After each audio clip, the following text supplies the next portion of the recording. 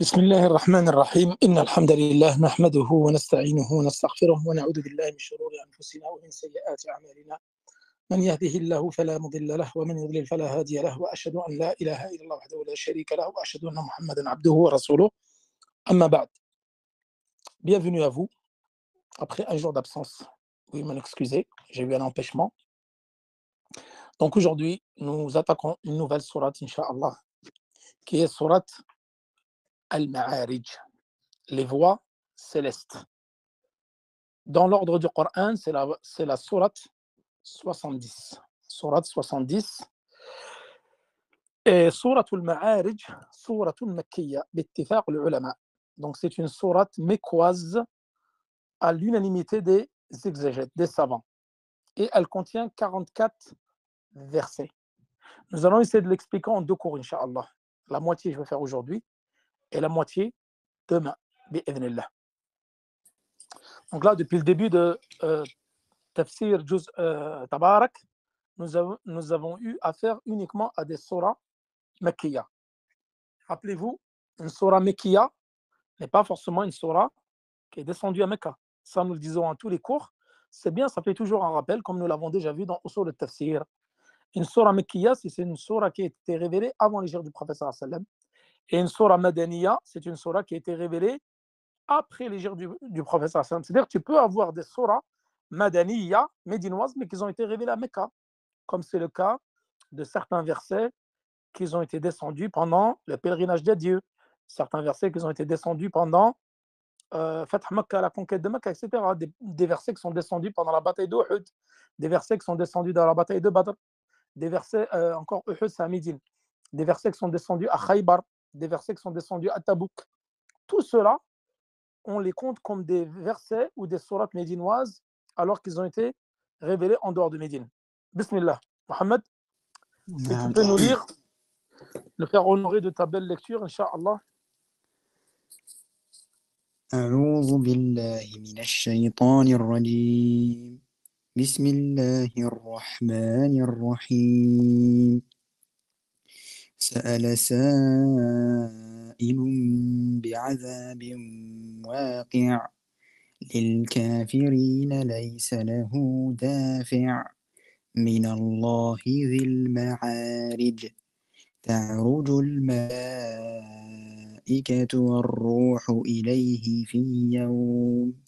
في يوم كان مقداره 50,000 سنة فاصبر صبرا جميلا إنهم يرونه بعيدا ونراه قريبا يوم تكون السماء كالمهل وتكون الجبال كالعهن ولا يسأل حميم حميما يبصرونهم يود المجرم لو يفتدي من عذاب يومئذ ببنيه وصاحبته وأخيه وفصيلته التي تؤويه ومن في الأرض جميعا ثم ينجيه كلا إنها لظى نزاعة للشوى تدعو من أدبر وتولى وجمع فأوعى. حسبك. Jazakallah khairan. Donc, dans cette première sourate, donc là, nous allons expliquer, Inch'Allah, si le temps nous le permet, jusqu'au verset 18 aujourd'hui, Inch'Allah. Donc, il comporte 44 versets. C'est, comme vous l'avez pu le voir, c'est tout le temps des petits versets. Et c'est souvent le cas pour les sourates mécoises. Et ça, nous en avons parlé dans Usul al-Tafsir. Les sourates mécoises, comment? Et c'est ça qui est bien, et d'où l'importance de toujours étudier Usul al-Tafsir. C'est vraiment, honnêtement, c'est un livre qui est très, très important, que je vous recommande d'étudier, et que nous allons reprendre, Inch'Allah, après Ramadan. Très, très important. Comme Bayquniya, très important de l'étudier. Comme Usul min Usul, très important de l'étudier. En fin de compte, tout ce qui est, qu'on appelle Ulum al-Ala, en fin de compte, ça, c'est les outils qui vont te permettre de mieux comprendre la religion. C'est ce qu'on appelle l'Usul. qui vont te permettre de comprendre al-furu', les fondements qui vont te permettre de comprendre les autres sciences. Al-usul, ça va te permettre de comprendre al-fiqh, al-qawaid al-fiqhiyya. Al-bayquniyya, ça va te permettre de comprendre les hadiths. Usul al-tafsir, ça va te permettre de comprendre le tafsir, et ainsi de suite. Et à leur tête, bien sûr, la langue arabe. La langue arabe, c'est ce qu'il y a de plus important pour, de prime abord, comprendre le Coran. Et pour comprendre le Coran et expliquer le Coran, certains savants ils disent, en fin de compte, tu dois être, enfin, tu dois être bon ou maîtriser ou avoir étudié toutes les autres sciences. Parce que le Coran, tafsir, le Coran, c'est une science qui est complète.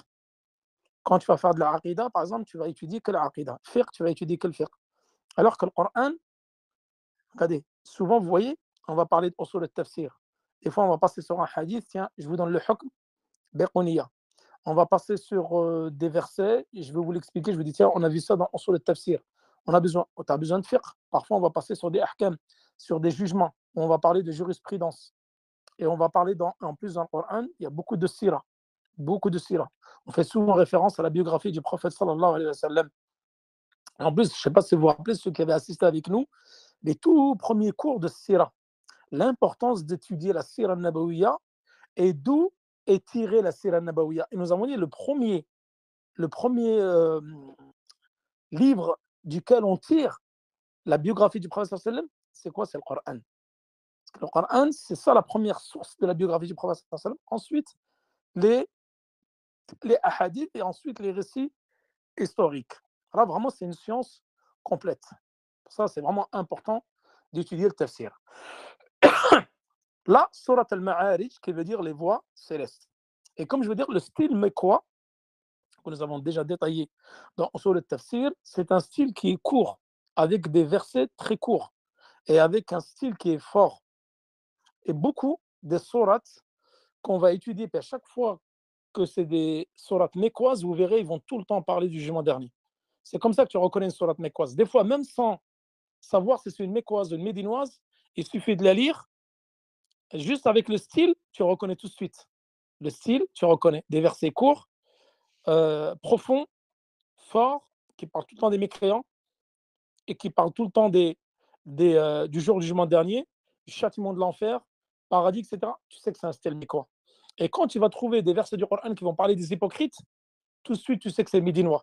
Pourquoi? Parce qu'au temps de Mecca, il n'y avait pas d'hypocrites. Les hypocrites sont apparus après la bataille de Badr à Médine. Donc les hypocrites étaient à Médine.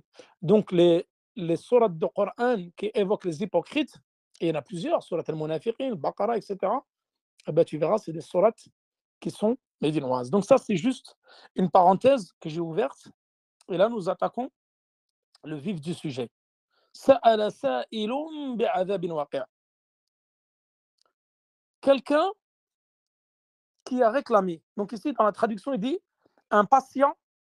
Donc je vous lis déjà la traduction de ce que le frère Mohamed a lu, et ensuite nous expliquons. Un patient, un impatient, quelqu'un de pressé, il a réclamé que s'abatte un châtiment inéluctable. Châtiment, c'est-à-dire qu'il va arriver, réservé aux mécréants, et que nul ne peut repousser, car il vient d'Allah, qui détient les voies célestes. Les anges et l'esprit, Jibril s'élève vers lui en un jour d'une durée de 50 000 ans, de votre décompte. Faites donc preuve d'une belle patience face à leur tort. Les mécréants considèrent ce châtiment improbable, alors que nous savons qu'il est proche. Il surviendra le jour où le ciel sera semblable au métal fondu et les montagnes à des flocons de laine teinte, et où aucun parent ne s'enquérera plus de son proche. Bien qu'il se voie, en ce jour, le criminel aimerait pouvoir échapper au châtiment en donnant pour rançon ses enfants, sa compagne, son frère, son clan, qui lui portaient secours, et tout ce qui est sur terre, pourvu qu'il soit sauvé. Mais il n'en saurait rien. L'enfer n'est que flamme arrachant la peau des membres et appelant à lui celui qui tournait le dos à la vérité et s'en détournait, et qui amassait des richesses et les thésaurisait. Donc nous allons jusqu'à là, donc verset 19. Sa'ala sa'ilun, les savants, ils ont évoqué ce sa'il, c'est qui? C'est-à-dire, qui est ce questionneur qui est venu questionner concernant le jour de la résurrection et qui était pressé? On dit que c'était un kafir parmi les Qurayshites, un mécréant qui était pressé que s'abatte le jour du jugement dernier. Et c'est An-Nadr ibn al-Harith. Il s'appelle An-Nadr ibn al-Harith. Et on dit de lui qu'il a dit, comme Allah subhanahu wa ta'ala l'a dit dans Surat Al-Anfal, il a dit Allahumma in kana hadha huwa al-haqq min indika fa'amtir alayna hijaratan min as-sama'i aw atina bi'adhab. Donc il a dit, Ibn al-Harith al-Qurashi, il a dit oh Allah, si ce qui est dit ou ce qu'a dit ce messager en parlant du prophète, c'est vraiment la vérité de ta part, alors abat sur nous des pierres du ciel ou apporte-nous un châtiment douloureux, adhabun alim. Et Allah subhanahu wa ta'ala a mis à exécution son châtiment, puisque An-Nadr ibn al-Harith, comme on dit les historiens, il est mort pendant la bataille de Badr. Qutila yawma badrin sabran. Lui et Uqba ibn Abi Mu'ayt. ولم يقتل صبرا غيرهما كما قاله ابن عباس ومجاهد.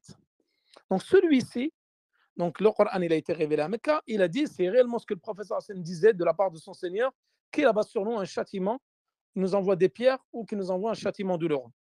Et il est mort pendant la bataille de Badr. Les savants ils disent par exemple de quelqu'un qutila sabran, c'est quelqu'un qui est mort الذي لم يقتل لا في حرب ولا في معركة ولا خطأ. C'est quelqu'un qui est ni mort pendant la bataille, ni lors d'une expédition, ni par erreur. Donc on dit de lui qutila sabran. Lorsqu'un ennemi, par exemple, il est mort, mais pas pendant, par exemple, mort en captivité, ni dans la bataille, ni lors des affrontements, ni par erreur, on dit qutila sabran. Donc lui, il est mort pendant la bataille mais pas pendant le combat. La bataille de Badr, qui est donc la première grande bataille qu'a effectué les musulmans contre les Qurayshites pendant Ramadan, l'année 2 de l'Hégire. Et ce questionneur-là, il était pressé que le châtiment s'abatte, parce qu'il voulait voir si réellement ce châtiment existait. Si Mohammed nous disait réellement la vérité, en parlant du prophète sallam, que son Seigneur nous envoie des pierres ou s'abat sur nous un châtiment douloureux. Et Allah subhanahu wa ta'ala a mis à exécution son châtiment puisqu'il est mort pendant la bataille de Badr. Bi'adhabin waqi', contre un châtiment inéluctable. C'est-à-dire, waqi', il aura forcément lieu et il n'y aura aucun doute là-dessus. Réservé à qui? Réservé aux mécréants. Et que nul ne peut repousser.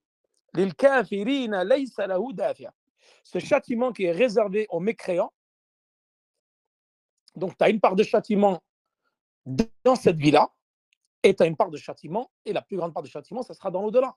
Parce qu'Allah subhanahu wa ta'ala, il peut te châtier là, dans cette vie-là, par des épreuves, et tu auras le châtiment dans la tombe, comme nous l'avons déjà vu dans différents cours sur la aqidah, qu'il y aura deux types de châtiments. Châtiment dans la tombe, et tu auras un châtiment dans l'au-delà. Et celui-ci qui est éternel et qui ne s'arrêtera jamais pour l'éternité concernant les mécréants et les hypocrites, et concernant les musulmans qui sont fauteurs, qui ont commis des grands péchés, eux, leur sort est entre les mains d'Allah subhanahu wa ta'ala. Soit ils décident de les pardonner, soit de les châtier avec une durée plus ou moins longue. Et comme je le répète chaque soir, il n'est pas très tard, mes frères et mes sœurs, pour faire une taouba sincère, un vrai repentir pendant ces nuits bénies, où les portes de l'enfer sont fermées, les portes du paradis sont grandes ouvertes, où les démons et les shayatines sont enchaînés, où Allah, il y a quelqu'un qui vient appeler tous les soirs. Ya baghi al-khayr, aqbil, wa ya baghi al-shar, aqsir. Oh, toi qui veux du bien, empresse-toi, viens. Toi qui veux du mal, reste là-bas, rebrousse chemin. Et Allah subhanahu wa ta'ala, lillahi utaqa min an-nar. C'est-à-dire qu'Allah subhanahu wa ta'ala, il a des gens, des âmes qui sont affranchis chaque soir de l'enfer. Qu'Allah nous fasse partie de cela, qu'on soit parmi ceux qu'Allah subhanahu wa ta'ala nous affranchira de l'enfer pendant ces nuits bénies. Et il reste très peu de jours. Là, nous sommes déjà rentrés dans la 17e nuit. C'est-à-dire que là, il ne reste plus grand-chose. Et bientôt, à partir de jeudi, nous allons rentrer dans les 10 dernières nuits où il faudra redoubler d'efforts. Et surtout dans les nuits impaires pour pouvoir espérer avoir Laylat al-Qadr, la nuit du destin, qui est mieux que 1000 mois d'adoration. Et ça, nous en parlerons, Inch'Allah, mercredi soir. J'arrête de faire un cours sur l'itikaf et nous parlerons de Laylat al-Qadr.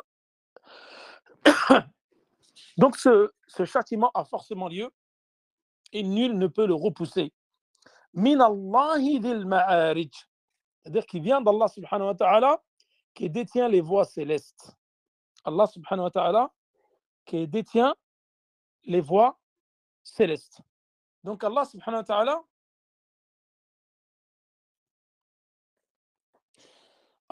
wa ta'ala, il détient donc les voies célestes. Et ça, le maître des voies célestes, c'est-à-dire qu'Allah est noble, élevé, grand, il dirige toutes les créatures. Le fait d'être le maître des voies célestes, cela implique, comme nous l'avons déjà vu, في هذه الآية فيه إثبات علو الله سبحانه وتعالى. إثبات العلو لله سبحانه وتعالى. Il y a une affirmation concernant l'élévation d'Allah subhanahu wa ta'ala. Nous avons vu que l'élévation était de 3 types. علو القدر وعلو القهر وعلو الذات. Et là où les gens de l'innovation ont divergé avec les gens de la sunna, c'est concernant علو الذات. Ils reconnaissent l'autre. علو القهر وعلو القدر, mais ne reconnaissent pas علو الذات. علو الذات, c'est-à-dire qu'Allah subhanahu wa ta'ala, par essence, il est au-dessus de son trône. Ar-Rahman ala al-arsh istawa. Il est au-dessus des cieux, au-dessus de son trône. Lorsqu'il y avait une servante à l'époque du prophète sallam, et le prophète sallam, son maître, il l'a ramené et il lui a dit Aïna Allah. Et les savants d'ailleurs, ils déduisent de ce hadith que tu as le droit de poser la question aux gens et de leur dire Aïna Allah, où est Allah? Ça, c'est une question qui est permise. La preuve, c'est que le prophète sallam l'a posée. Et vous saurez que beaucoup de gens qui n'ont pas étudié la aqidah, ou ceux qui ont des aqidah erronées, innovées, comme beaucoup de gens de l'innovation et les gens de l'égarement, ils vont te dire Allah fi kulli makan. Allah, il est partout. Et ça, c'est une grande erreur dans la aqidah. Et on dit plutôt Allah est au-dessus des 7 cieux. Elle, qu'est-ce qu'elle a dit? Elle a dit fi sama, c'est-à-dire dans le ciel. Fi, comme nous l'avons déjà vu, fi, ça veut dire bima'na ala, c'est-à-dire au-dessus. Et Allah subhanahu wa ta'ala, al-arsh wa ala, ar-Rahman ala al-arsh istawa. Allah subhanahu wa ta'ala, le miséricordieux, s'est établi au-dessus de son trône, comme il a dit 7 fois dans le Coran. Donc ce verset-là prouve et affirme qu'Allah subhanahu wa ta'ala est au-dessus des cieux. Taïb. Ensuite, qu'est-ce qu'il dit? Allah subhanahu wa ta'ala, ta'ruju dhil ma'arij, les voies célestes, تعرج الملائكة والروح إليه في يوم كان مقداره 50,000 سنة. C'est-à-dire les anges والروح إليه في يوم, l'ange et l'esprit s'élèvent vers lui en un jour d'une durée de 50 000 ans de votre décompte. Là, c'est un point important sur lequel nous allons nous arrêter quelques instants. Là, Allah subhanahu wa ta'ala, il dit ta'rujul malaikatu war ruh. Et ça, Allah subhanahu wa ta'ala, il l'évoque dans beaucoup de versets du Coran. On dit, ça s'appelle dhikr al-khas ba'd al-am. Là, il a évoqué le ruh. Le ruh, c'est qui ici? C'est Jibril alayhi salam. Mais il dit juste avant al-malaika. Et Jibril, c'est un ange. Donc, pourquoi Allah subhanahu wa ta'ala, il évoque les anges, ensuite il dit ar-ruh. Et ça, vous l'avez également dans Surat al-Baqarah, où Allah subhanahu wa ta'ala, il parle des anges, ensuite il évoque Jibril alayhi salam.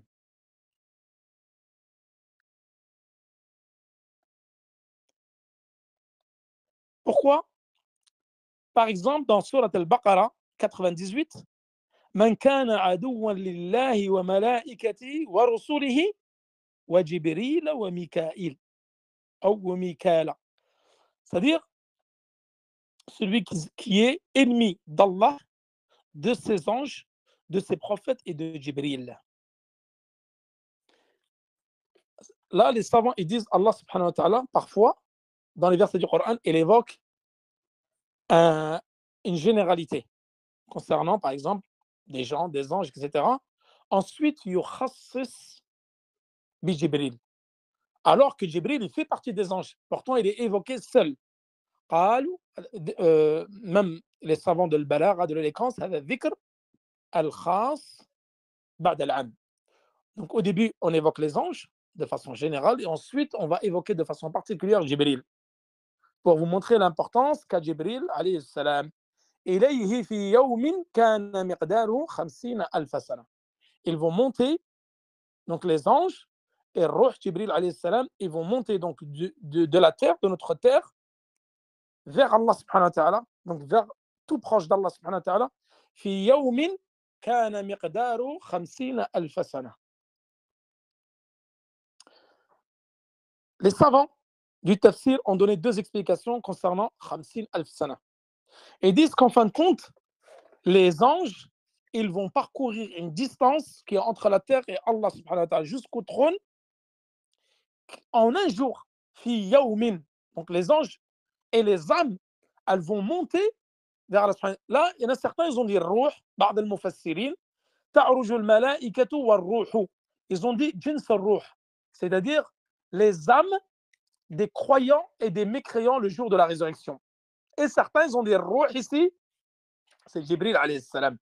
C'est pour ça, quand vous lisez le tafsir, vous allez toujours avoir des fois plusieurs explications concernant un mot. Donc il y en a certains, ils ont dit, celle qui monte, c'est les anges, et Ruh, c'est Jibril alayhi salam. Et certains, ils ont dit non, يحتمل أن يكون الروح هنا اسم جنس الأرواح من بني آدم. C'est-à-dire, c'est l'âme qui constitue une généralité de toutes les âmes de Bani Adam, des fils d'Adam, que ce soit les mécréants, les hypocrites, les croyants, etc. Donc les deux, et ça, c'est important de le comprendre, et nous l'avons vu dans Usul al-Tafsir. Nous l'avons vu, on reparlera après Ramadan dans Usul al-Tafsir. Et je vous avais dit, le Coran, يفسر بالقرآن, والقرآن يفسر بالسنة, والقرآن يفسر بكلام الصحابة, والقرآن يفسر بكلام التابعين. طيب. Et des fois, je vous ai dit dans un verset, al-kalima tahtamilu ma'nayayn. C'est-à-dire le mot, il va avoir deux sens. Tahtamilu ma'nayayn. Et ces deux ma'na-là, ben, les deux sont justes. Et nous l'avons déjà vu ça. Les deux sont justes. Donc, comme ici, c'est soit Jibril, soit les anges, soit, pardon, les âmes des êtres humains. ولا تناقض بينهما. لا تناقض بينهما. Il n'y a pas de contradiction entre les deux. Et j'avais évoqué un cas, rappelez-vous dans Usul al-Tafsir, pour ne pas refaire le cours, un cas où tahtamilu ma'nayayn baynahuma tadad. C'est-à-dire les deux sens qui sont exposés concernant le mot dans le verset ou le sens du verset, mais ce deux sens qui se contredisent. On est obligé de prendre un. Comment savoir c'est lequel le bon sens? On regarde le verset du Coran. Siyar al-aya. Qu'est-ce que le verset veut dire? Et ça, nous l'avons déjà vu dans Usul Tafsir, nous avons donné des exemples. Pour ceux qui veulent réécouter, le cours, il est posté sur YouTube et sur Telegram. Comme ça vous permet de comprendre. Des fois, tu vas donner un sens, mais il y a plusieurs sens. Comme je vous le donne à chaque fois concernant les mots, il y a plusieurs sens. Mais des fois, il y a deux sens, mais qui s'opposent. Et ça ne peut pas être les deux. C'est l'un des deux. Et comment le comprendre? Soit des fois, tu vas retourner dans d'autres versets du Coran, et ça, j'en ai parlé dans le dernier verset dans Surat al-Haqqa. Vous vous rappelez dans Surat al-Haqqa, c'était quel exemple déjà, Mohamed? Tu peux me rappeler? Et j'avais dit, ça ne peut pas être, je crois que c'est quand j'avais parlé de Jibril, alayhi salam. Le dernier verset, le dernier qu'on avait fait sur Surat al-Haqqa. Voilà. إنه لقول رسول كريم. إنه لقول رسول كريم وما هو بقول شاعر قليلا ما تؤمنون. لقول رسول كريم, ça nous l'avons dans d'autres versions ou d'autres versets du Coran. Rasoul Karim, un messager honorable. Jibril, ذي قوة عند ذي العرش. Ça, c'était Jibril, comme l'avons vu dans une autre sourate, sourate al-Takwir. Mais là, quand vous regardez siyaq al-aya, innahu laqawlu rasulin karim wa ma huwa biqawli sha'ir qalilan ma tu'minun. Ça ne peut pas être Jibril. Donc là, le sens le plus probable, c'est le prophète sallallahu alayhi wa sallam. Parce que tout de suite après, il dit wa ma huwa biqawli sha'ir. Parce que les mécréants, ils l'insultaient de poète, de fou, de devin, de possédé. Donc quand tu comprends ce verset-là, tu vois que là, on parle du prophète sallallahu alayhi wa sallam et non de Jibril. Alors que là, c'est les deux. Ça peut être Jibril, Ruh, ou ça peut être les âmes des gens. Bani Adam. في يوم كان مقداره 50,000 سنة. C'est-à-dire ce jour-là où les âmes, Yom al-Qiyamah, lorsqu'elles vont monter au ciel, et lorsque les anges vont monter de la terre jusqu'au ciel, jusqu'à Allah subhanahu wa ta'ala, elles vont mettre un jour. Mais ce jour-là, c'est l'équivalent de 50 000 ans de notre décompte à nous. Si on devait compter en notre temps à nous, ça serait 50 000 ans. Donc c'est énorme. Et ça, nous l'avons vu dans le hadith d'Abdallah bin Mas'ud dans Kitab al-Tawhid, wa ma qadarullah haqqa qadrihi, le dernier chapitre de Kitab al-Tawhid, où Abdallah bin Mas'ud il dit qu'il y a entre chaque, Allah subhanahu wa ta'ala à la fin des temps, il va prendre les cieux avec sa main droite et les aravines, les terres avec sa main gauche. Et là, nous avons dit, avec ce hadith-là qui est dans Sahih Muslim, بعض العلماء يثبتون يد الشمال لله سبحانه وتعالى. Ils affirment qu'Allah subhanahu wa ta'ala a la main gauche. Nous en avons déjà parlé. On ne va pas refaire le cours. Et ceux qui voient qu'il y a une illa dans ce hadith, malgré qu'ils sont dans Muslim, ils disent il est ma'loul, il y a une erreur qui vont invalider l'authenticité du hadith. Ils disent alors on ne doit pas dire qu'Allah subhanahu wa ta'ala a une main gauche. Et nous avons déjà évoqué cette question et nous allons le revoir encore dans Al-Aqid al-Wasitiyya en détail. Bref, là, dans le hadith d'Abdallah ibn Mas'ud, il disait entre la terre et le ciel, 500 années de marche. Le premier ciel, deuxième ciel, 500 années. Jusqu'au septième ciel, entre chaque ciel, il y a 500 années de marche. Et entre le septième ciel et l'arche, il y a 500 années de marche. Mais l'arche, il est sur l'eau. Donc entre l'eau et le arche, 500 années. Donc quand tu fais le tout, en fin de compte, il va manquer. Ça ne va pas faire 50 000 ans. Donc certains exégètes, ils disent 50 000 ans ici, c'est la durée. Sinon, on devait compter cette durée-là que les anges vont mettre. Mohamed, on me dit qu'il n'y a aucun son sur Telegram. Tu entends, toi? Est-ce que vous avez des problèmes de son? J'entends bien, moi, alhamdoulilah, il n'y a pas de problème. J'ai reçu 2 messages, pourtant j'ai fait le cours avec l'application. Ouais, c'est toujours pareil, c'est chez les gens, ça bug. Il faut qu'ils se connectent avec l'ordinateur. Normalement, il n'y a pas de problème de son. Le dernier cours, je l'avais fait également avec l'application, il n'y avait aucun problème de son. Il n'y a pas de problème de son. Normalement, les frères, il n'y a pas de problème de son. La dernière fois, j'ai fait un essai, il n'y avait aucun problème avec cette application-là. Il y en a deux, ils me disent, Mohamed, vous ne parlez pas dans le cours. Mais si, je parle dans le cours. Si, le problème, il vient chez eux, le problème, c'est chez eux. Mais moi, je suis... Ouais, mais je suis en 4G. Non, alhamdoulilah, la plupart, ils s'entendent bien. Je reçois plein de messages, il y en a 2 qui m'ont dit, il n'y a aucun son. J'ai reçu 2 messages. Bref, on essaie de poursuivre les frères, les sœurs, de pas trop... Parce que ça fait déjà une demi-heure que je parle, j'ai expliqué que 3 versets. On essaie d'avancer un petit peu, Inch'Allah, il y a 19 versets à expliquer. Et la plupart des savants, donc Akthar al-Mufassirin, ils disent en fin de compte 50 000 ans, c'est la durée que va durer le jour du jugement dernier, avec notre décompte à nous. Parce que ce jour-là, ça va être un seul jour, ça va être un jour sans fin. Après le jugement, c'est l'enfer ou le paradis. Mais si on devait compter ce jour-là, avec notre décompte à nous, il va durer 50 000 ans.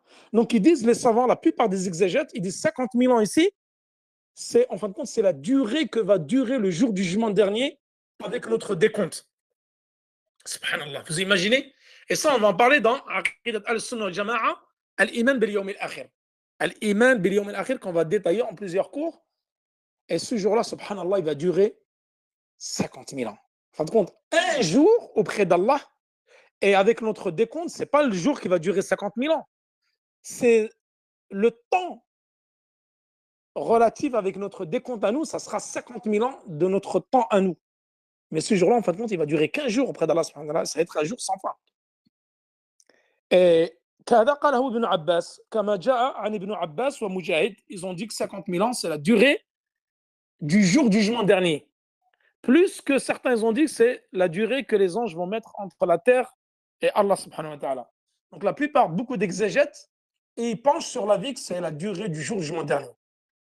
Et il a été rapporté dans un hadith que le prophète sallallahu alayhi wa sallam a dit سيخفف هذا اليوم يخفف على المؤمنين. 50 000 ans, ça va être terrible. Ça va être très très long. Et on va être dans une situation effroyable. Parce que chacun va penser à son nefs. C'est soit l'enfer, soit le paradis. On va tous être préoccupés. Rappelez-vous, même nous l'avons vu dans Al-Iman bil Yawm al-Akhir, nous allons être ressuscités non circoncis, pieds nus et nus. Et Aïcha radiallahu anha va dire, oh messager d'Allah, les gens seront complètement nus, chacun va regarder la awra de l'autre.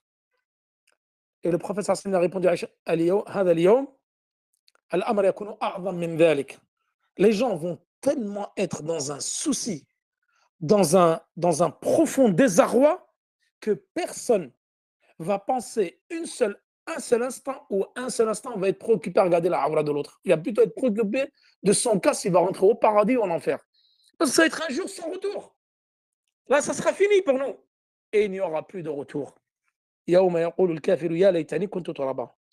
jour-là où le mécréant va dire, j'aurais préféré être réduit en poussière que, comme nous l'avons vu dans Surat Al-Haqqa, c'est seulement ce jour-là n'allait pas arriver, disaient les mécréants. C'est seulement, j'allais pas avoir mon livre où il y aura mes comptes à rendre. Ils n'espéreront pas avoir de comptes à rendre. Ils n'espéreront pas que ce jour-là arrive. Mais ce jour-là, il sera trop tard.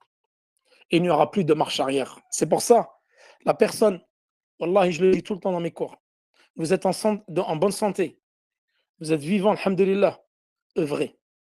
Œuvrez. Et ne perdez pas votre temps sur les réseaux sociaux.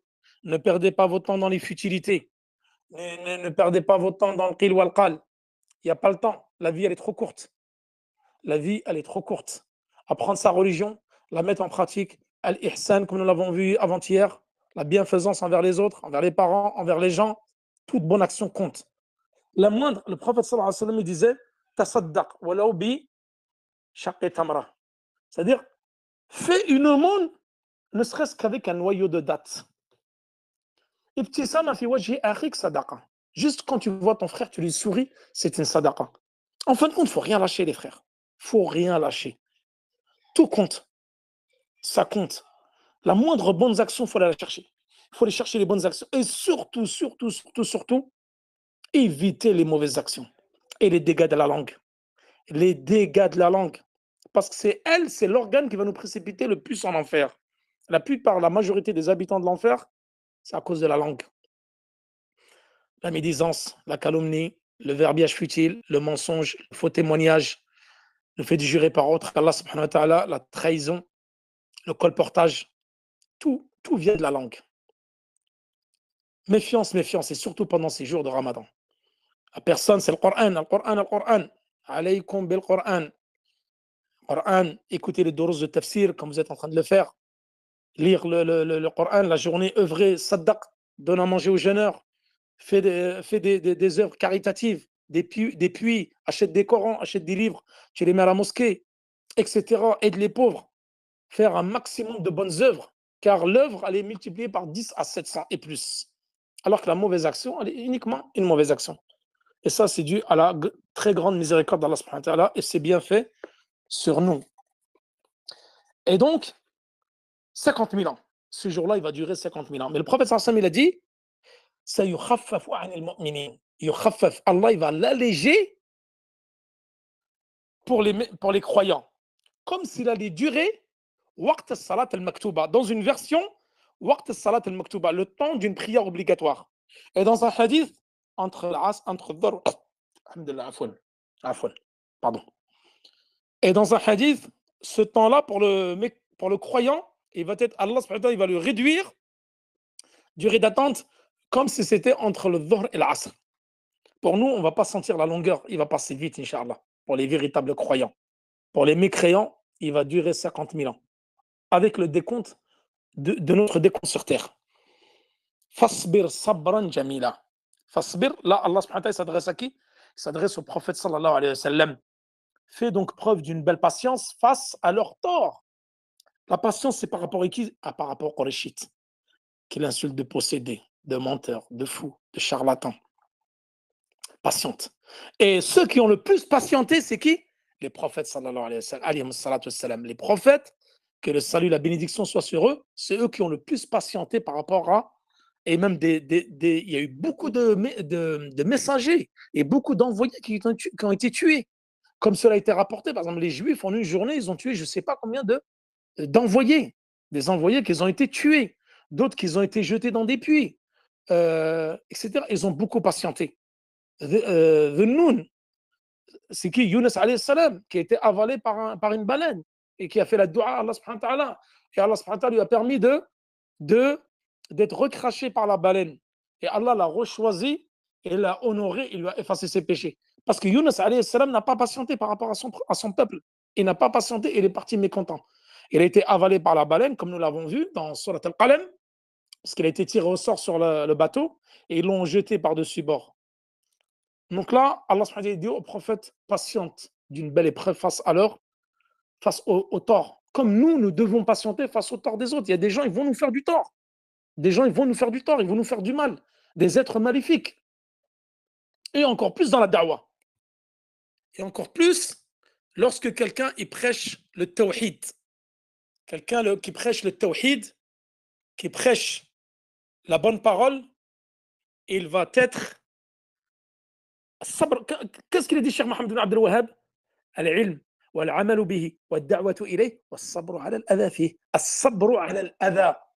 C'est-à-dire quand tu vas appeler au tawhid, quand tu vas appeler à la sunna, tu vas appeler à l'islam, on va te mettre des bâtons dans les roues. Comme ceci est arrivé au prophète sallallahu alayhi wa sallam, aux compagnons, aux tabi'in et tout ce qui les ont suivis. Tous ont subi des épreuves. Et le prêcheur, et lui aussi, il sera éprouvé. Il va être éprouvé par les gens. On va venir parler sur toi. On va te chercher des erreurs, comme c'est le cas en ce moment. On va vouloir te réfuter. Si c'est à bon escient et de façon juste, il n'y a pas de problème. Nous, on est là pour se remettre en cause. Si tu as fait des erreurs, tu reviens sur tes erreurs, il n'y a pas de problème. Maintenant, il y en a d'autres, comme c'est des gens de l'innovation et de l'égarement, eux, ils t'attaquent. Pourquoi? Parce que tu appelles au tawhid, tu appelles à la sunna, tu appelles à la salafiyya. Et ça dérange les gens de l'innovation et les gens de l'égarement. Pour eux, tu es quelqu'un à abattre. Donc, ils vont te mettre des bâtons dans les roues, ils vont parler sur toi, ils vont chercher à t'humilier, t'afficher, etc. Ça fait partie de la da'wah. Donc, tu dois patienter sur cela, comme ont patienté les gens qui nous ont précédés. Et le prophète sallallahu alayhi wa sallam a patienté face à l'adversité des Qurayshites. Il dit innahum yarawnahu ba'ida. C'est qui les mécréants? Ils le voient très loin le jour de la résurrection. Ils disent wa narahu qariba. Narahu ici bima'na na'lamu annahu qariba. Wa narahu qariba na'lamu annahu qarib. C'est-à-dire nous savons Allah subhanahu wa ta'ala, il sait le jugement quand est-ce qu'il aura lieu. Et il sait que le jugement d'Allah subhanahu wa ta'ala il est proche. Yawma takunu as-sama'u kal-muhl wa takunu al-jibalu kal-'ihn. Ce jour-là, le ciel, il sera comment? Il sera semblable à du métal fondu. Et les montagnes à des flocons de laine teinte. On dit ici as-sama ou kal-muhl, c'est-à-dire que comme du métal fondu, les restes du métal fondu, le ciel il sera comme ça. Et nous avons vu dans Surat Al-Haqqa que le ciel il sera très faible, puisqu'il va être fractionné. Et les anges vont descendre. Il y aura des brèches dans le ciel. Donc là, Allah subhanahu wa ta'ala dit, ce jour-là, le ciel il sera comme du métal fondu. Donc là, les savants de la Lora, ils ont dit l'ihn ici, ay kassouf al-masbour. On dit que l'ihn ici, ça c'est concernant as-souf, c'est-à-dire la laine. Donc les montagnes seront comme de la laine teinte. Et certains, ils ont dit, Ahl-Lura, ils ont dit la laine qui est mouillée. Comme de la laine qui est mouillée ou de la laine qui est teinte. Donc les montagnes seront vraiment très fragilisées. Wala yas'alu hamimun hamima. C'est-à-dire aucun proche va, ou aucun parent ne va s'inquiéter de son proche. Personne ne va chercher auprès de personne. يبصرونهم يود المجرم لو يفتدي من عذاب يومئذ ببنيه وصاحبته وأخيه وفصيلته التي تؤويه. Donc là, ils se voient, c'est-à-dire les proches parents, tu vas voir tes parents, ta femme, ton fils, tes proches, tu vas les voir. Ibn Abbas, il a dit سيرونهم ساعة ثم ينصرفون يفرون منهم. Ils vont les voir 1 heure, le jour de la résurrection. C'est-à-dire tu vas voir ta famille, tu vas voir ta femme qui t'a chérie, tes enfants que tu as aimés, tes parents que tu as aimés. Tu vas les reconnaître. Ensuite, ils vont se détourner de toi. Et ce jour-là, Al-Mujrim, le criminel, il aimerait pouvoir échapper au châtiment en donnant pour rançon Yaftadi avec ses enfants. Il va donner ses enfants en rançon. Sa compagne, c'est-à-dire sa femme, son frère, son clan, qui lui portait secours dans cette vie-là. Et tout ce qui est sur terre, pourvu qu'il soit sauvé du châtiment de l'enfer. Mais il n'en est rien. C'est-à-dire, même s'il peut donner tout ce qu'il a, ça ne lui sera d'aucune utilité le jour de la résurrection. C'est uniquement tes bonnes œuvres et tes mauvaises œuvres qui vont compter pour toi. ماذا قال الله سبحانه وتعالى؟ قال إنها كلا إنها لظى. Rien ne lui sera d'aucune utilité, ni lui portera secours. كلا إنها لظى. Lava, c'est l'enfer. Certains ont dit lava, innahu ism min asma jahannam. C'est l'un des noms de l'enfer. Et d'autres, ils ont dit innaha lava. C'est-à-dire l'enfer, il sera al-mujrim. On parlera du criminel, c'est-à-dire le mécréant. Le criminel ici, c'est le mécréant qui n'a pas cru en Allah subhanahu wa ta'ala. Innaha lava, c'est un des noms de l'enfer. Et cet enfer-là, on dit il ne sera que brasier et flamme. Nazza'atan lishawa, c'est-à-dire qu'elle va arracher la peau des membres. Tad'u man adbara wa tawalla, c'est-à-dire l'enfer, elle va appeler celui qui tournait le dos à la vérité dans cette vie-là, le mécréant, l'hypocrite qui rejetait le message de l'islam, qui rejetait le Coran, qui démontait le prophète sallam et s'en détournait. Tad'u man adbara wa tawalla, c'est-à-dire tourner le dos à la vérité et s'en détourner. Wa jama'a fa aw'a, et qui amassait des richesses et les thésaurisait. Celui dans cette vie-là qui amassait de l'argent dans le seul but, comme beaucoup de notre communauté. Ma'al asaf al-shadid, avec grand regret, beaucoup, tu t'assois avec eux, son seul but c'est remplir son compte en banque, remplir son ventre, avoir une belle maison, avoir des richesses, avoir beaucoup de biens. Leur seul, subhanallah, ils se lèvent le matin jusqu'à qu'ils s'endorment, c'est que avoir de l'argent.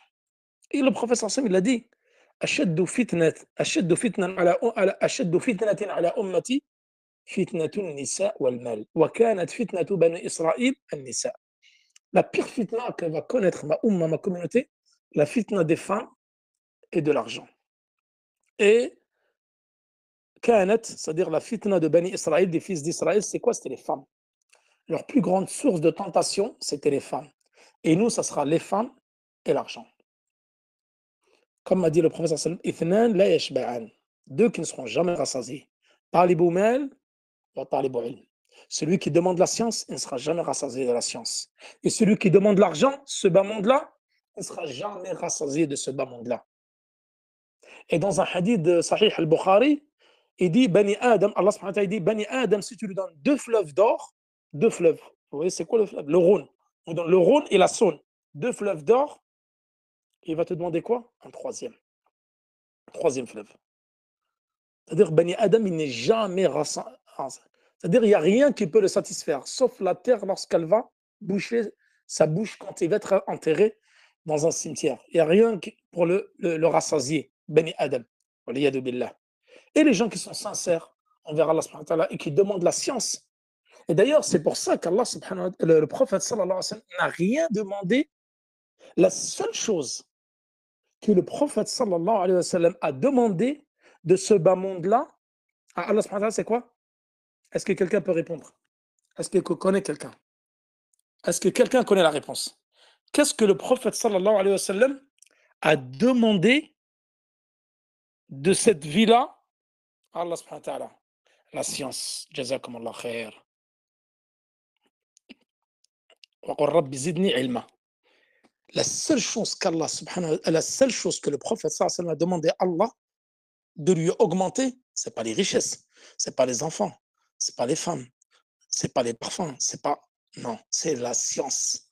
Et il a demandé à Allah subhanahu wa ta'ala de lui rajouter la science. Donc non, c'est la seule chose qu'on doit demander à Allah subhanahu wa ta'ala. C'est pas les richesses de ce bas monde, c'est la science, uniquement la science. Comme il a dit l'imam Ahmed, talabul ilm, celui qui étudie sa science, la ya'diluhu shay. J'espère qu'un jour, nous aurons l'occasion de faire un livre sur l'étude de la science, comme Kitab al-Ilm de Cheikh Ibn Uthaymin, ou la Huliyat Talib al-Ilm de Bakr Abu Zayd, ou Adab al-Sami' al-Mutakallim. Enfin, il y a plein de livres qu'on pourra étudier sur l'importance de la science. Et cette science-là, comme il a dit l'imam Ahmed, Talabul ilm, la ya'diluhu shay. Liman khalusat niyyatuhu. L'étude de la science, il n'y a rien qui lui est équivalent sur cette terre-là, pour celui qui a dont l'intention est sincère.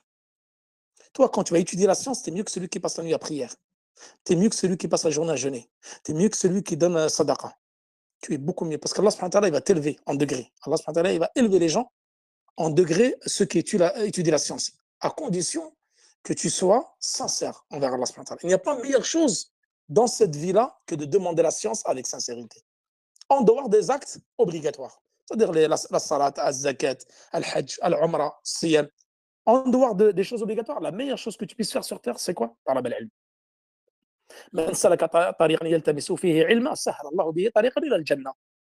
Celui qui prend un chemin, qui emprunte un chemin dans l'étude de la science, Allah subhanahu wa ta'ala, il va lui faciliter un chemin pour l'accès au paradis. Il y a plein de hadiths, j'avais déjà fait une conférence là-dessus sur l'importance de l'étude de la science. Et qu'est-ce qu'il a dit Allah subhanahu wa ta'ala dans le Coran? Et nous finirons par ceci. فمن زحزح عن النار وأدخل الجنة فقد فاز وما الحياة الدنيا إلا متاع الغرور. La véritable réussite, le véritable bonheur, il réside au fait de s'échapper en enfer et résider au paradis, rentrer au paradis. وصلى الله على نبينا محمد وعلى آله وصحبه وسلم والله تعالى أعلى وأعلم. Et nous finirons demain, Inch'Allah. Wassalamu alaikum wa rahmatullahi wa barakatuhu.